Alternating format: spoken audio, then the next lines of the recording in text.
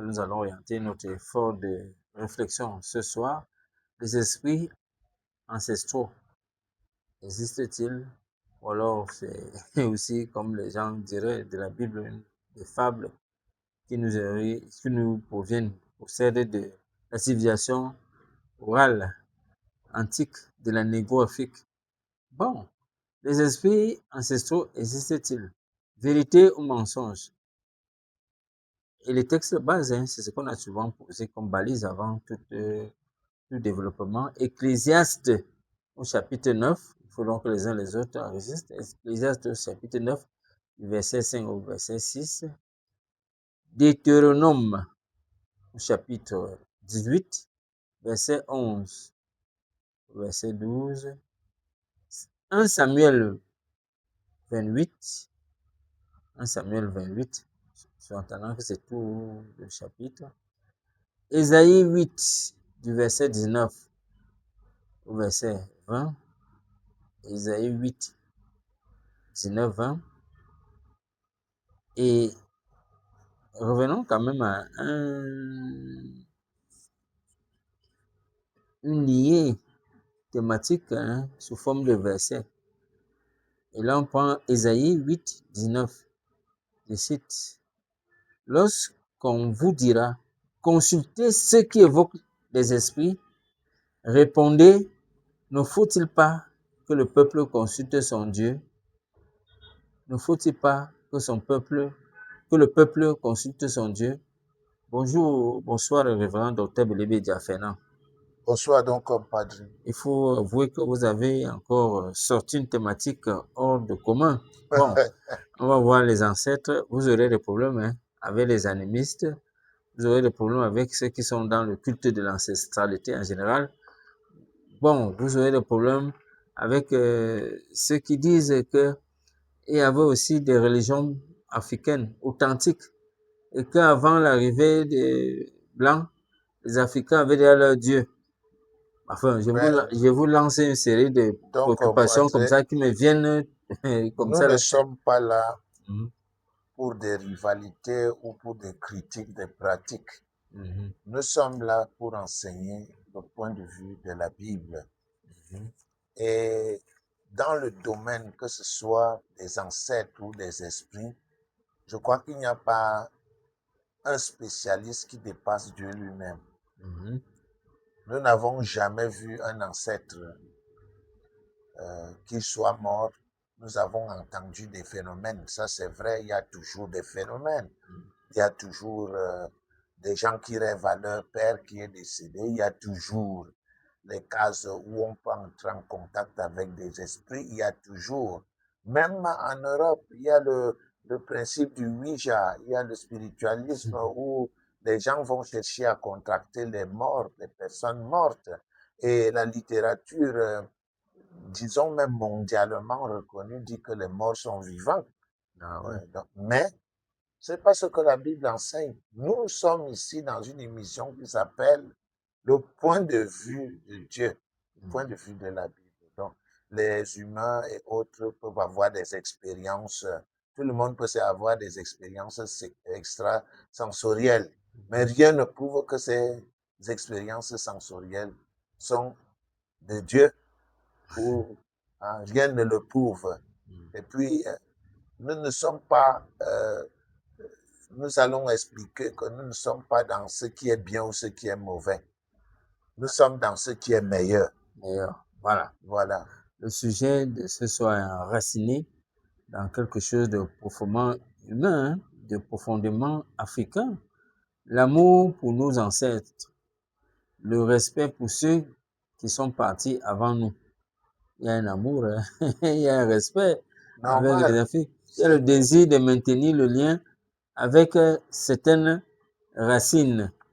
Donc, cette émission, comme vous l'avez dit, n'est pas là pour insulter Nous ne sommes les pas là pour ancêtres. insulter ou pour critiquer qui que ce Ouais, soit. ouais, ouais. Nous sommes là pour montrer en tant que bibliste, doctor of divinity. Ce n'est pas non plus pour mépriser Voilà.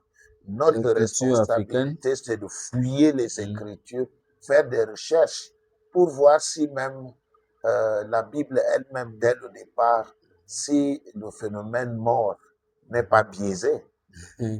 Ah ouais.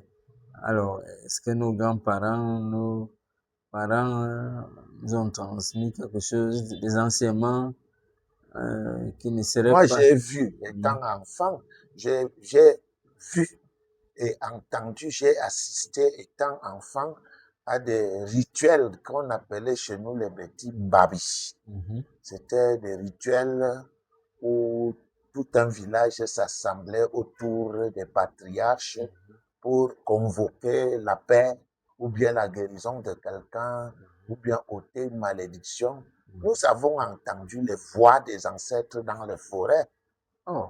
Ça dit qu'on dit, ah, yablankat manyabla, hey, on entend comment un youyou sort de la forêt profonde.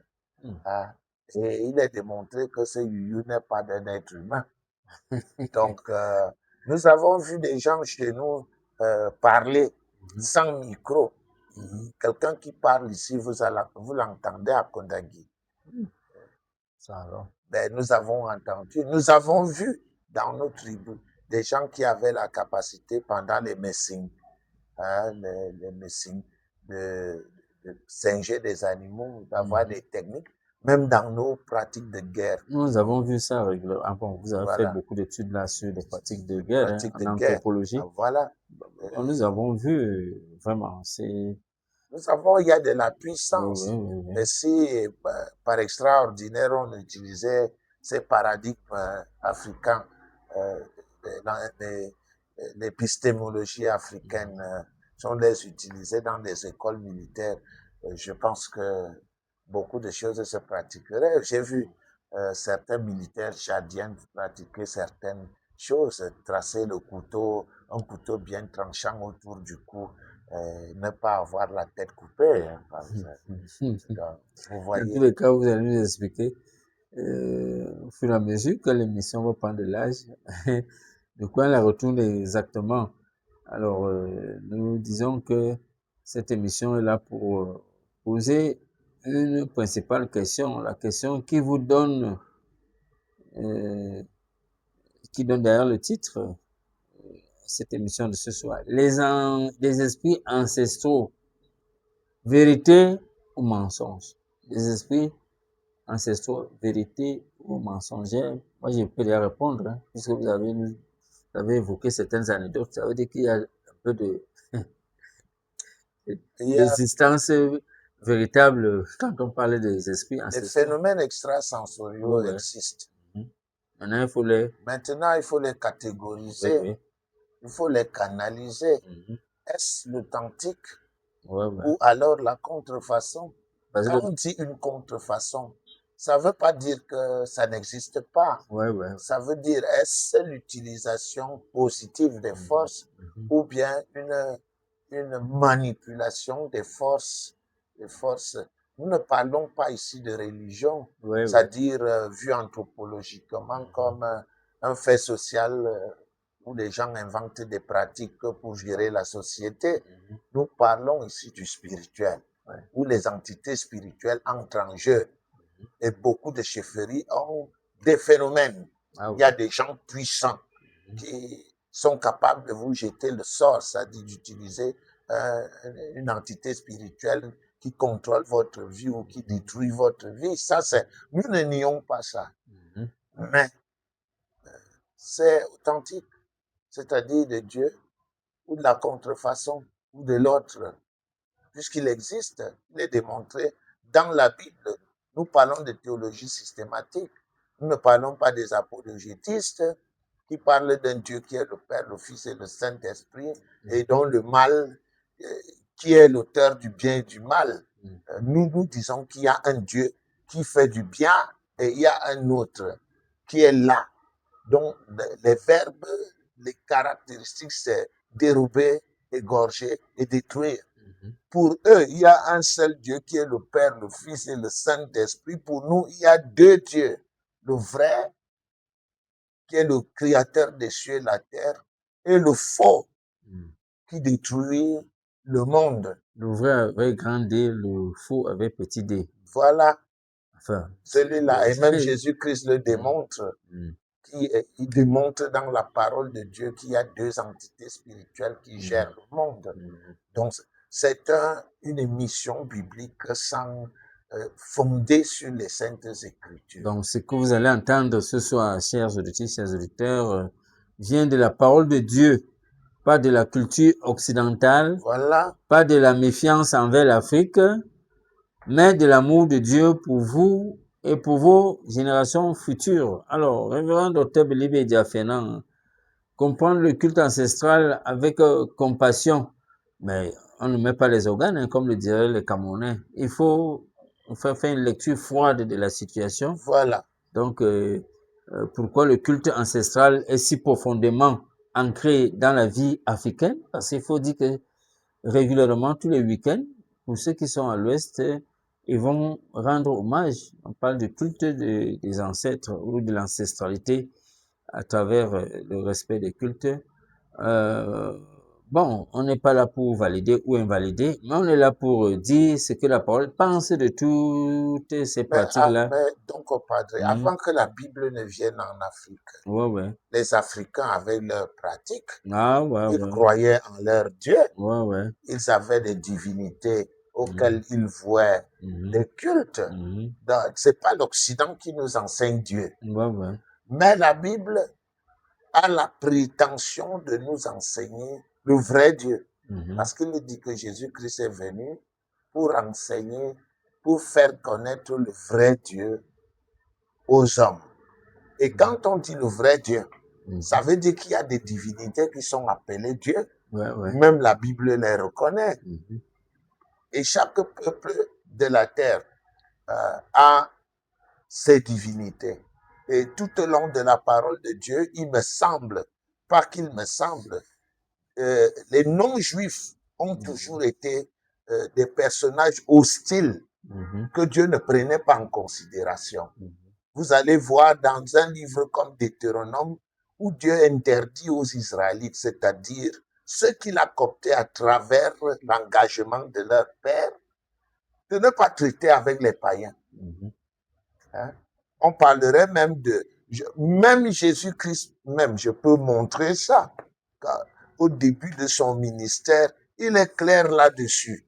Je vais quand même faire pour qu'on pose les balises et qu'on comprenne que aujourd'hui nous appelons Dieu, Dieu, Dieu, Dieu. Ça n'a pas été ça hier. Alors, je peux vous montrer Matthieu 10, où Jésus-Christ dit à ses disciples de ne pas aller vers les païens, c'est-à-dire les non-juifs de naissance. Matthieu 10, verset 5, je cite, « Tels sont les 12 que Jésus envoya après leur avoir donné les instructions suivantes. N'allez pas vers les païens et n'entrez pas dans les villes des Samaritains. Allez plutôt vers les brebis perdues de la maison d'Israël. » C'est clair. Le ministère de Jésus-Christ n'a jamais concerné les païens pendant qu'il était sur terre. Bien au contraire, je vais vous montrer un texte où la loi de Deutéronome est respectée à la lettre. Voilà.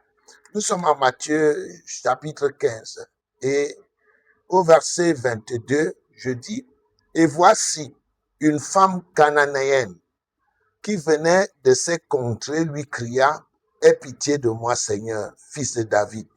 Ma fille est cruellement tourmentée par le démon. » La Bible dit, il ne lui répondit pas un mot. Et ses disciples s'approchèrent et lui dirent avec instance, « Renvoie-la, car elle crie derrière nous. » Renvoie-la. Qu'est-ce qu'elle a fait? Ici, nous parlons de théologie systématique. C'est-à-dire, nous parlons de chaque livre de la Bible qui est lié à l'autre. Si nous regardons Deutéronome, nous verrons que cette femme venait des contrées où Dieu avait interdit aux Juifs d'avoir des relations. Prenons Deutéronome 7. 7 nations de Canaan ont interdiction formelle de traiter avec Israël, je cite, « Tu ne contracteras point de mariage avec ces peuples.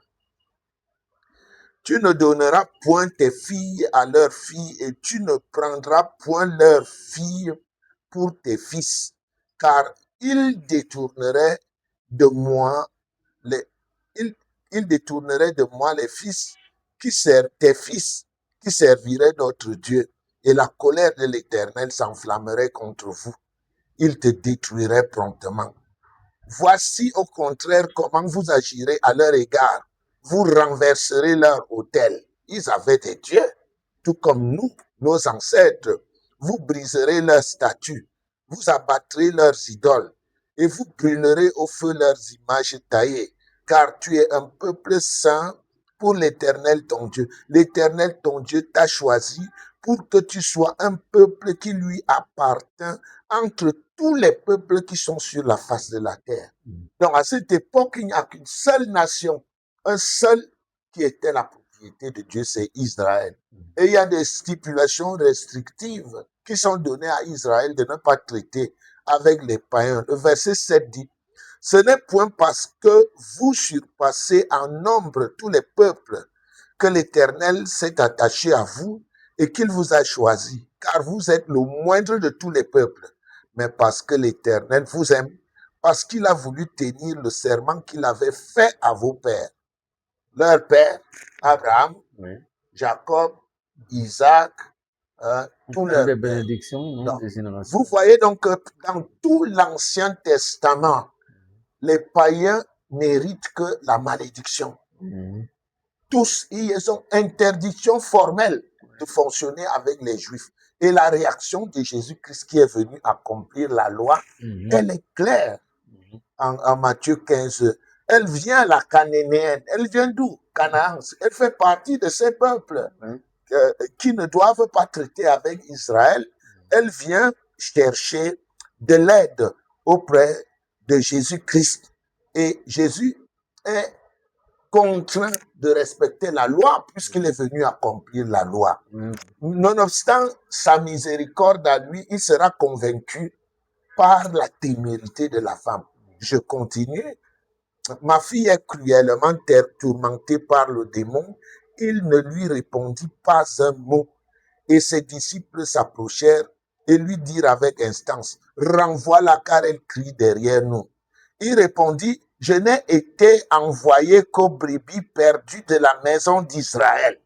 C'est clair. Alors, cette multitude, ces remous qui sont dans des religions, dans des groupes de prière qui prennent l'Ancien Testament pour modèle. Non, l'Ancien Testament ne concerne aucun païen. C'est la loi de Moïse. Et la loi de Moïse s'applique à Israël. Alors, vous dites quoi? La nouvelle alliance nous permet C'est la nouvelle alliance. de nous ouvrir à ce qu'on appelait hier les païens, de leur passer Oui, la bonne c'est la nouvelle. nouvelle. Je vais même aller, le plus grand théologien de l'histoire, l'apôtre Paul, il résume ça. Regardez, c'est Éphésiens 2. Éphésiens 2, je cite. J'aime les débats. Naturellement, il faut. Voilà. Dans Éphésiens chapitre 2. Oui. Dans Éphésiens chapitre 2, voyez le verset 11. C'est pourquoi vous, autrefois païens, dans la chair, appelés incirconcis par ceux qu'on appelle circoncis et qui le sont en la chair par la main de l'homme. Souvenez-vous, rappelez-vous que vous étiez en ce temps-là sans Christ. C'est l'Ancien Testament. Il n'y a pas de Christ pour les païens dans l'Ancien Testament. Privé du droit de citer en Israël. Aucun païen n'a le droit de vivre dans la ville d'Israël. S'il entre dans la journée, il ne doit pas dormir. Il doit être dehors. Même Jésus-Christ. Voilà. Étranger aux alliances de la promesse. Toutes les promesses de l'Ancien Testament, sans espérance et sans Dieu dans le monde. Mais maintenant, en Jésus-Christ, vous qui étiez jadis éloignés, vous avez été rapprochés par le sang. Nous avons parlé du sang lors de la dernière, le pouvoir du sang. Sans effusion de sang, il n'y a pas de pardon de péché. Par le sang de Christ, car il est notre Père. lui qui des deux, Israël et les païens, n'en fait qu'un seul peuple et qui a renversé le mur de séparation, l'inimitié, ayant anéanti par sa chair la loi et les ordonnances dans ses prescriptions. Il a voulu créer en lui-même, avec les deux, hein, un seul homme nouveau en établissant la paix. Fin de citation. Voilà pourquoi je tiens et je soutiens que les peuples africains avaient les divinités. Elles connaissaient Dieu. Elles avaient leur divinité, comme d'ailleurs tous les autres peuples du monde. Ouais. Mais ce que Jésus-Christ vient faire, c'est de dévoiler le visage du vrai Dieu. Les dieux, il en existe d'ailleurs, même la Bible reconnaît qu'il existe des dieux. Et elle dit que si les autres prennent en considération la multitude des divinités, nous croyons qu'il n'y en a qu'un seul. Voilà pourquoi tout au long de l'enseignement de l'Ancien Testament, Dieu est hostile aux païens. Vous prenez le psaume 110, vous le verrez. Vous prenez même le psaume 9, vous allez le voir, vous allez voir. Vous prenez les livres d'Ésaïe, vous allez voir que les nations sont toujours maudites. Et les grands prophètes de l'Ancien Testament savaient néanmoins que malgré le fait que les païens soient maudits, il y aura une époque où la grâce interviendrait dans le plan d'action de Dieu pour l'humanité. Et je peux vous montrer, c'est l'apôtre Pierre qui en parle. Hein. Il en parle en 1 Pierre 1,10, je cite, en 1 Pierre, chapitre 1 au verset 10, les prophètes de l'Ancien Testament ont cherché l'époque pendant laquelle les païens seraient graciés. On appelle cette période-là la grâce. Mais quelle est la réponse qui leur fut donnée? Je cite, les prophètes, c'est 1 Pierre 1,10, les prophètes qui ont prophétisé touchant la grâce. Cette période pendant laquelle les païens entrent, qui vous était réservée, ont fait de ce salut l'objet de leurs recherches et de leurs investigations. Ils voulaient sonder l'époque et les circonstances marquées par l'Esprit de Christ qui était en eux et qui attestait d'avance les souffrances de Christ et la gloire dont elles seraient suivies. Il leur fut révélé que ce n'était pas pour eux-mêmes, mais pour vous, qu'ils étaient les dispensateurs de ces choses que vous ont annoncées maintenant, ceux qui vous ont prêché l'évangile par le Saint-Esprit. Vous voyez donc que le jour de la Pentecôte est une ouverture. La porte est la grande ouverture, parce qu'avant cette ouverture, il y a une hostilité certaine déclarée entre Dieu et tous les peuples de la terre, excepté Israël. C'est pour cela que tout l'Ancien Testament dit Dieu d'Israël, Dieu d'Isaac, Dieu de Jacob, Dieu d'Abraham, Dieu d'Isaac, Dieu de Jacob. Ce n'est jamais Dieu du Cameroun, ce n'est pas jamais Dieu du Japon, c'est Dieu d'Israël. Et le sang qui a coulé, le sang de Jésus-Christ a ouvert la porte à toutes les autres nations. C'est pourquoi, lorsque des gens mal formés prennent pour acquis l'Ancien Testament et manipulent les versets de l'Ancien Testament qui concernent le peuple d'Israël. D'ailleurs, un Corinthien le dit clairement, ça nous amène un tout petit peu à avoir des réserves. Nous avons des réserves et nous nous disons, mais est-ce qu'ils lisent?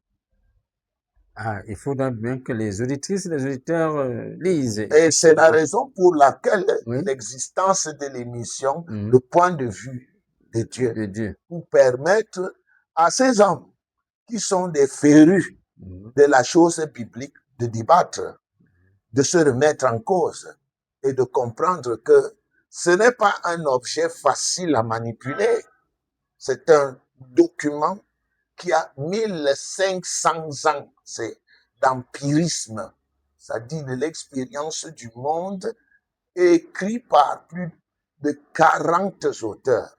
Et alors, Qui ne se connaissaient qui pas. ne se connaissaient même pas du tout. Mhm. Et là-dedans, il y a la philosophie, il y a la sociologie, l'anthropologie. Il y a toute forme de C'est même sciences la humaines et mère sociales. des sciences. Mhm. Donc, quand un individu, avec respect bien sûr, dirait que c'est un livre qui n'a pas de valeur, moi je lui dirais que je suis à 42 ans d'études jour après jour.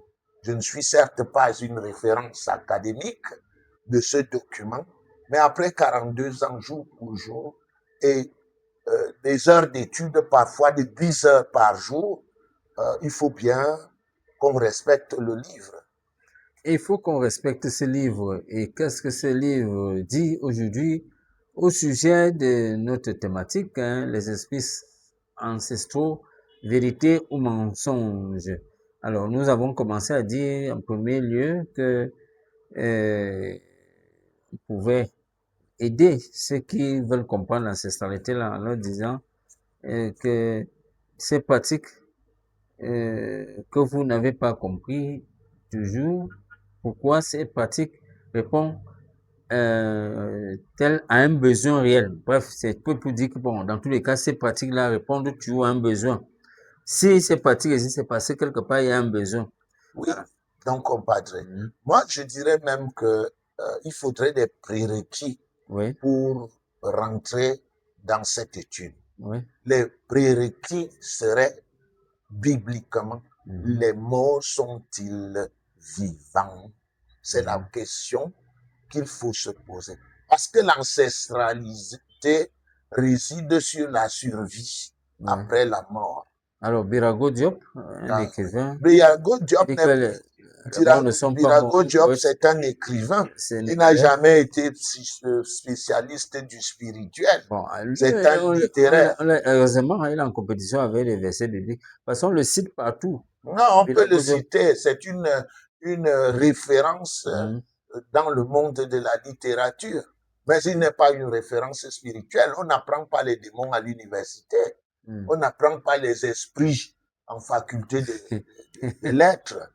Moi, je connais les démons. Quelles sont Encore que les caractéristiques les des démons? prédictions, les préjugés Voilà. n'ont rien à faire avec Voilà. la Donc, logique de raisonnement c'est scientifique. quelqu'un qui manipule bien les mots, les lettres, quelqu'un qui écrit bien, il est poète, qui utilise les rudiments d'une langue, ne peut pas être dans le domaine de la spiritualité.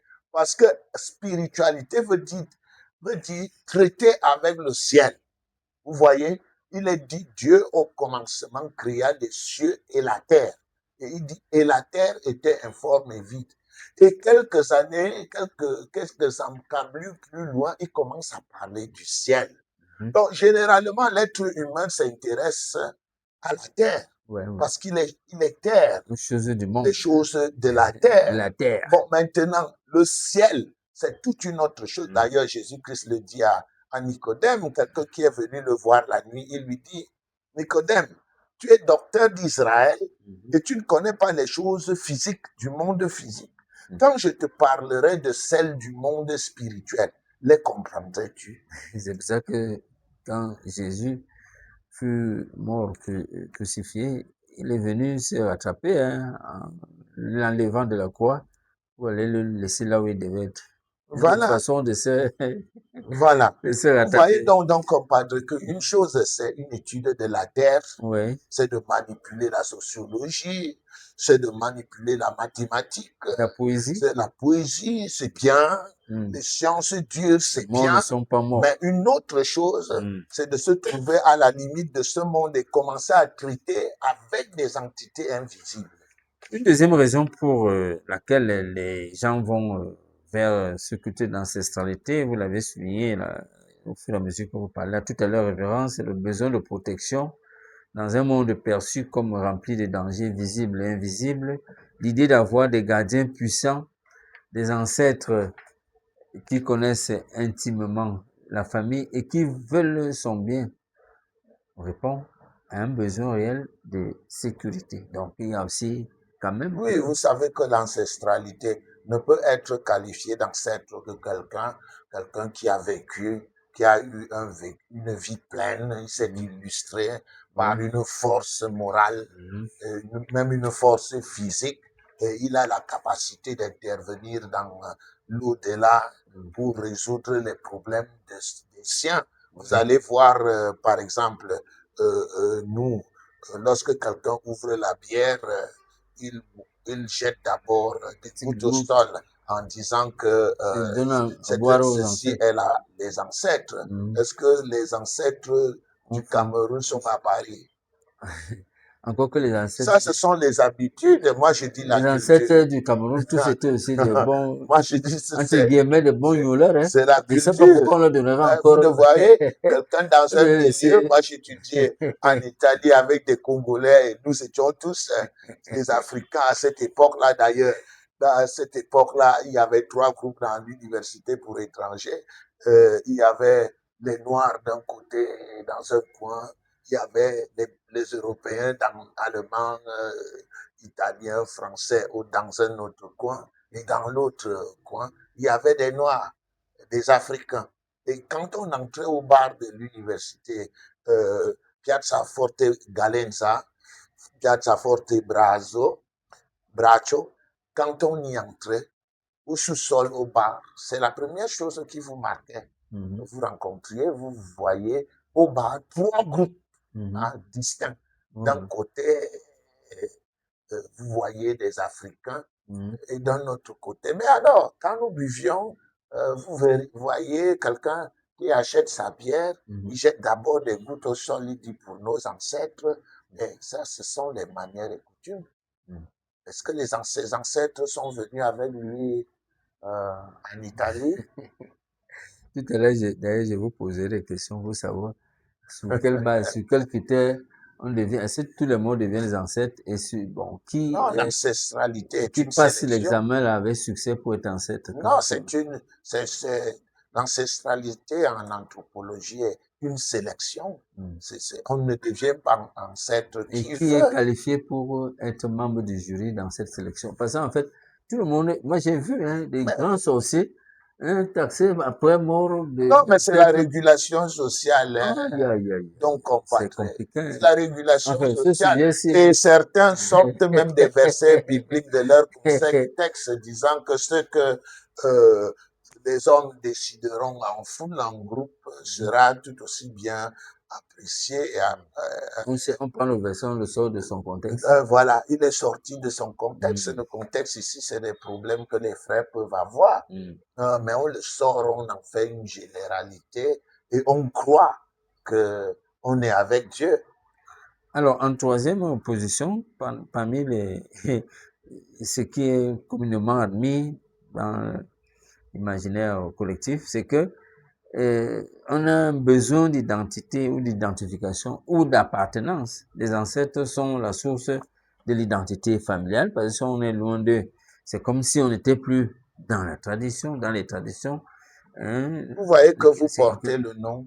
Ouais, Le nom, la transmission du nom même est la recherche de la survie. ouais. Hein. Moi, je m'appelle Belibi, c'est le frère de mon père Moi, j'ai eu... qui a vécu il y a 70 ans. Et il a vécu parce que moi, je ne l'ai pas vu, j'étais bébé quand il est décédé. Lui-même, il s'appelait Belibi, c'était la représentation de quelqu'un d'autre, ainsi de suite. Donc, vous voyez, c'est dans la société Pamoun, par exemple, celui qui porte le nom d'une on est revenu voilà. Celui qui porte le sur nom le nomastique. d'une personne le représente. Et même bibliquement, lorsqu'on regarde bibliquement, on dit clairement, il est tel que son nom. C'est l'une des premières choses que Dieu fait après la restructuration du monde. Il dit à Adam, donne les noms. Les noms identifient la personne. Et la personne a tendance à devenir ce que signifie son nom. Vous avez des noms. Tous nos noms sont des représentations. Par exemple, en Afrique, vous dites Monsieur Ovono, c'est la hache. Monsieur Mekongo, ce sont les flèches. Par exemple, Monsieur Bia, c'est le piège. Bia, Ia. monsieur... Le piège comment? C'est lui qui piège le peuple ou alors c'est le peuple Non, qui ne peut quand on pas... dit Biya, Iya, Ouais, c'est dans la tradition, c'est une nasse qui recueille les poissons, non? mhm. Vous voyez bien, non? Ouais, je vois les Mais quand images. on Bon, dit maintenant, monsieur Mekongo, ouais, ça ouais, vient de Mekong. ouais, ouais. Quand on dit monsieur Biya, ça Mhm, vient de Iya.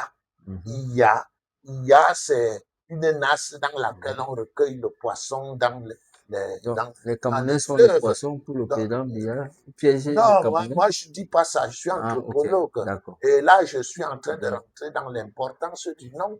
mhm. Je dis Ovono, c'est la hache. Monsieur Élé Jacob, c'est un arbre. Bilois, Bilois, ce sont les herbes. Donc, vous Afana, voyez, Afana. Afana, c'est la brousse. Donc, vous comprenez, c'est aussi, même dans la société française, monsieur Leboeuf, Dubois. Donc, les noms sont des représentations. Et chaque fois qu'on adoube, euh, qu'on prête à quelqu'un un nom, il a tendance à prendre ses comportements. Vous dites, le secret se trouve en 1 Samuel 25. Mhm. Vous dites, il est tel qu'est son nom. Ah, ok. Voilà, vous appelez une jeune fille de Asura. Hein? Mhm. Vous l'appelez Asura Jacqueline, ça veut dire malchance Jacqueline. Ouais, Ou bien vous l'appelez Minjugu. Minjugu, nous parfaite. l'appelons C'est des souffrances. Bokono. Minjugu, Bokono, ce sont les fantômes. Ouais. Euh, vous voyez donc que même les noms. Heureusement que nous, on a un peu été sauvés, hein, parce que quand on dit Bokono, ce n'est pas comme Makono. Moi, j'ai mon partenaire Makono, donc je reste là-bas avec les fantômes. Akono, vous, c'est une herbe dangereuse. Ah bon? Un ortiga qui gratte et qui démange au corps. Ça veut dire que Akon, c'est nous qui dérangeons, ou bien alors, Akon, ah, voilà. Akon, c'est une herbe euh, qui a un purite terrible. Mm, Il est de la gamme des ortigas. mm. Et quand vous touchez cette herbe-là, si elle vous passe sur le corps, elle démange. Alors, Ou alors vous appelez une jeune fille chez les bassins en côte. Le serpent jaune qui provoque, mhm. qui a tendance. Ouais, ouais. Il y a des filles qui s'appellent Ngokoto. Mais alors, quel est leur caractère? Ah, enfin, c'est compliqué, hein. Dans tous Voilà. les cas, voilà, nous avons évoqué une tension. Nous sommes en train de mettre Non, mais nous de sommes en façon train de introductive. mettre sur pied les Oui, oui. prérequis Ces af- trois besoins sont réels, hein, par rapport afin à que. l'ancestralité. Ouais, Ils sont légitimes et Dieu lui-même les a mis dans le cœur humain. Là où le problème commence, alors, c'est dans la réponse que le culte ancestral propose à ces besoins, non pas dans le besoin lui-même.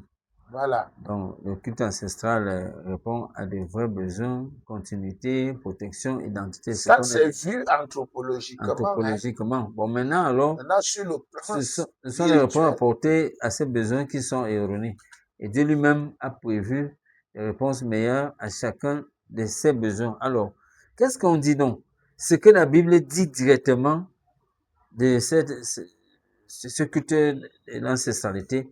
Bon, disons, commençons par la consultation des morts. Que pensait la Bible du monde ancestral en général? d'abord, quand vous parlez de mort, Oui.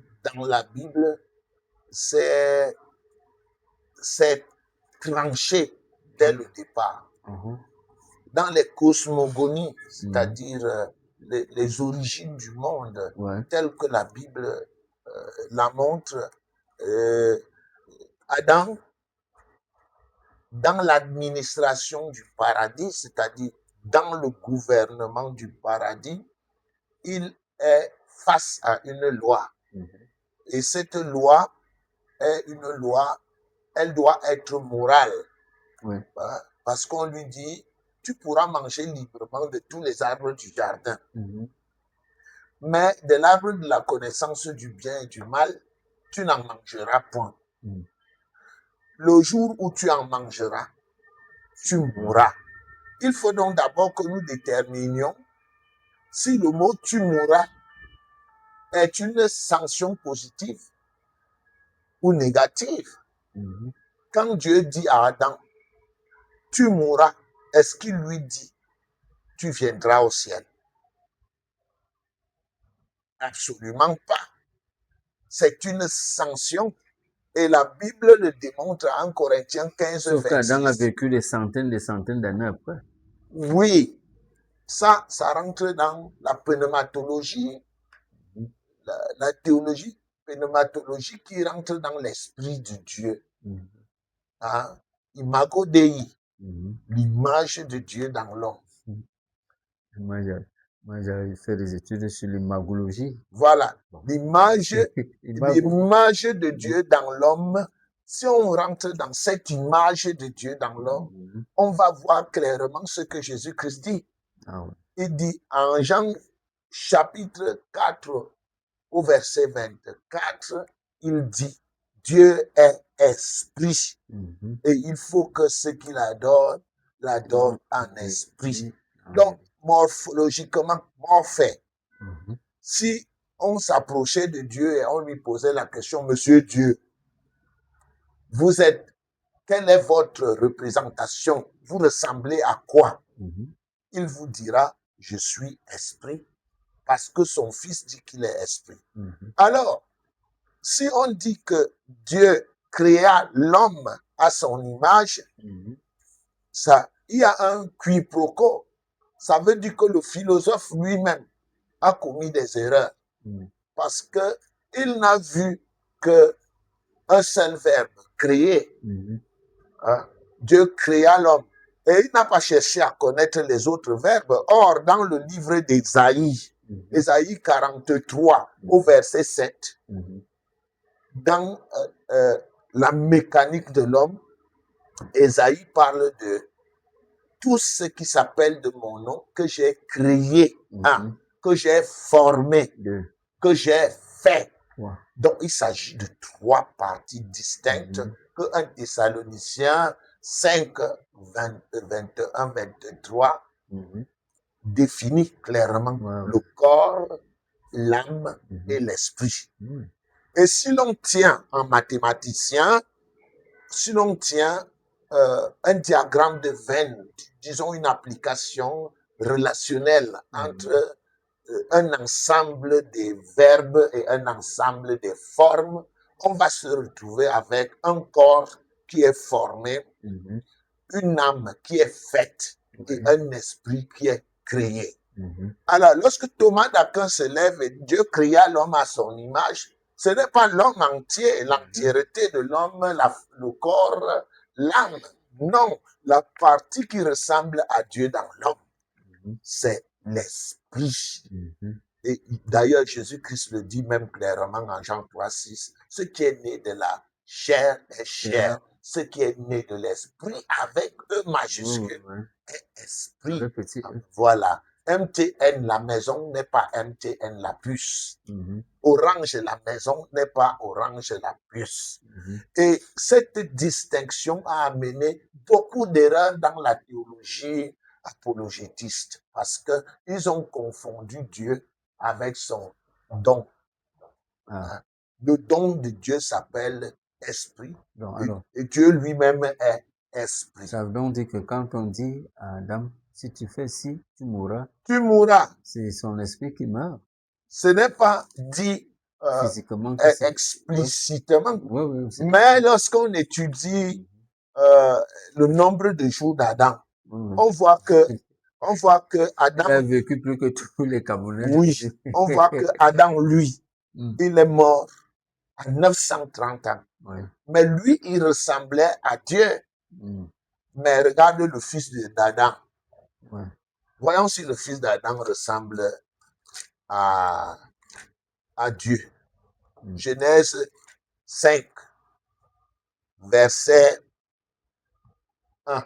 Voici le livre de la postérité d'Adam. Lorsque Dieu créa l'homme, il le fit à la ressemblance de Dieu.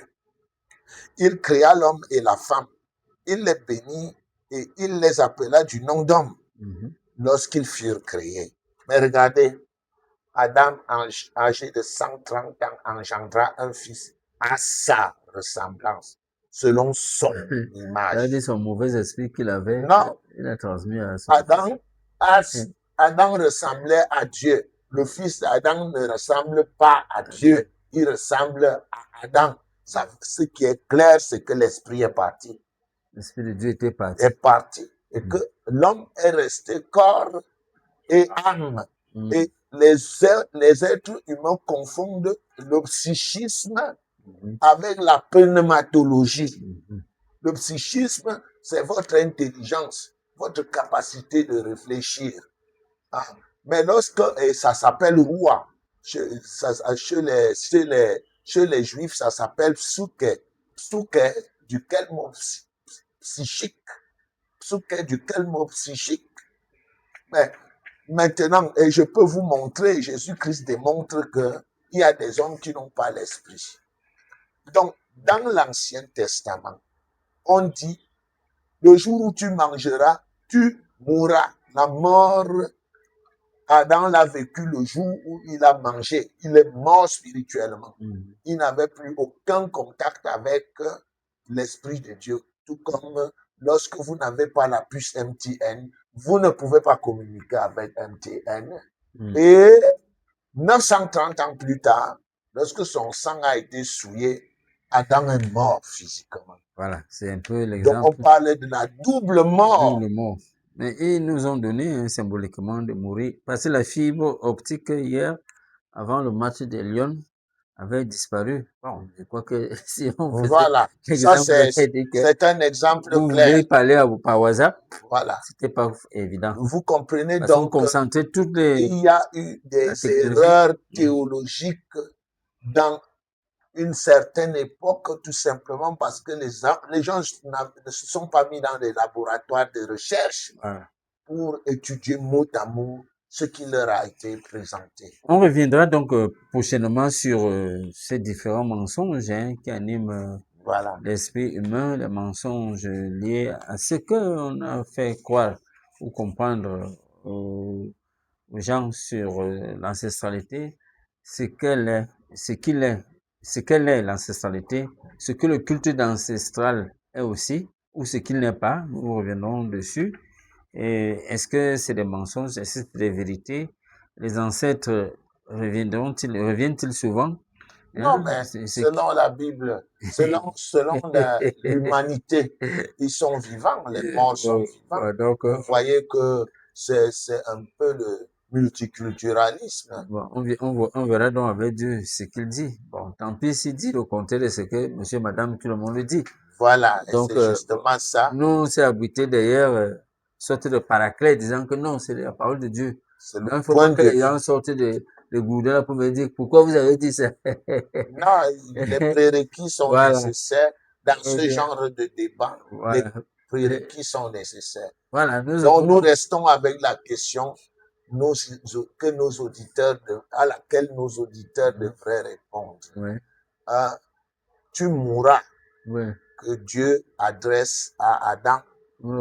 Est-ce une sentence ou bien est-ce une promotion? Sanction positive ou négative? Tu mourras pour aller où? Enfin bref, en tout cas, quand on relance pas le débat. Mais on peut répondre. Le temps est parti à notre émission. Vous avez vu, on ne fait qu'introduire. C'est trop court, c'est l'introduction. On ne fait qu'introduire le sujet des esprits ancestraux, l'ancestralité. Bon, il y a mais vous m'avez fait faire un cours de pneumatologie, de sotériologie. Voilà. Vous voyez tous les OJ là.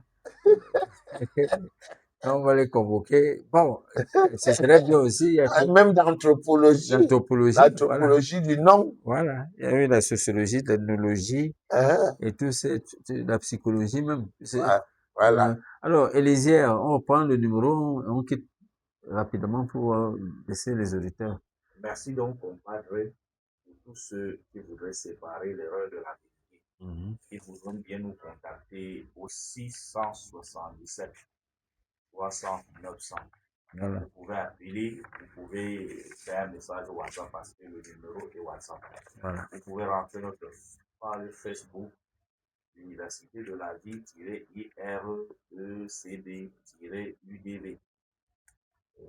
Ça, ce sont des voies pour nous contacter. Vous écrivez un message, que ce soit WhatsApp, que ce soit sur Facebook, vous aurez la réaction Ok, ce sera donc tout aujourd'hui, Révérend Dr Belebe Diafenant. Je crois que vous avez été satisfait de votre déploiement. J'ai Que vu de le peuple de l'énergie. Dieu soit béni. Voilà. En Au retour, nom donc, de Jésus-Christ. voilà, en retour, donc, vous. Mais tu n'as pas dit Amen, Bishop. Amen. Ah, Bishop. Amen. Amen. Moi, j'avais dit la fois passée le sang de Jésus. Ok. Amen. Amen. Et Amine veut dire quoi? Moi, je comprends pas. Il y en a qui disent aussi Amine, c'est toujours en français, c'est en quoi? Amine. Moi, je ne sais pas. Vraiment. Bon, limitons-nous à Amen alors. Ok. Cultivons notre jardin. Ce sera tout pour aujourd'hui. Amen.